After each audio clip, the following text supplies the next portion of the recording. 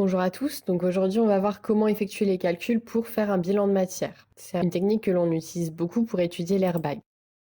Tout d'abord on va utiliser plusieurs grandeurs, la masse qu'on va exprimer en grammes et qu'on notera petit m, la masse molaire qu'on exprimera en grammes par mol qu'on va noter grand M, le volume qu'on exprimera en litres et qui se note V, le volume molaire qui s'exprime en litres par mol et qu'on notera Vm, et toutes ces grandeurs seront reliées par la quantité de matière petit n qu'on exprimera en mol.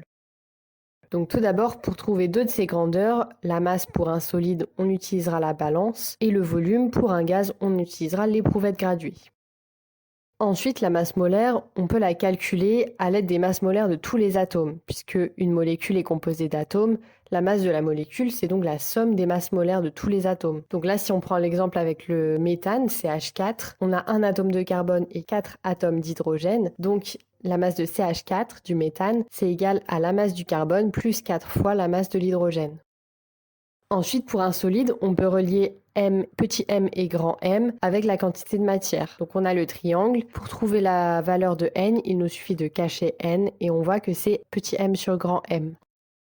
Ensuite, on passe au bilan de matière. Donc quand on a une transformation chimique, on a les réactifs qui sont transformés en produits. On peut modéliser tout ça par une équation de réaction. Donc ici, j'ai choisi deux types de molécules comme réactifs, M1 et M2, et deux types de molécules comme produits, M3 et M4. Ils ont chacun un nombre qui caractérise le nombre de molécules nécessaires à la réaction. Donc il faut A1 molécules de M1, A1 peut être 1, 2, 3, 4, n'importe quel nombre, et pareil pour A2, A3 et A4. Ces nombres, ils peuvent être tous différents ou il peut y en avoir qui sont identiques. Donc on va avoir un lien entre les quantités de matière des réactifs et celles des produits, puisque les molécules des réactifs vont se transformer, mais ça va rester les mêmes atomes qui se réagencent seulement dans les produits. Donc plus particulièrement, on va s'intéresser à la relation entre la quantité de matière du réactif limitant, donc ici pour fixer, on va dire que c'est M2, mais ça pourrait être M1, et la quantité de matière du gaz produit. Donc le gaz produit, ici, on va dire que c'est M4. Donc on fait un tableau avec le réactif limitant et le gaz produit, on a donc deux colonnes, et on voit dans l'équation de réaction que on a A2 molécules du réactif M2 qui vont réagir pour former A4 molécules de M4. Le réactif limitant, très souvent, ça va être un solide dont on va calculer la quantité de matière comme on a vu juste avant. Ça veut dire qu'on va connaître N2 et comme c'est un tableau de proportionnalité, on va pouvoir déduire N4 avec la relation N2 fois A4 sur A2 qui est en fait un produit en croix.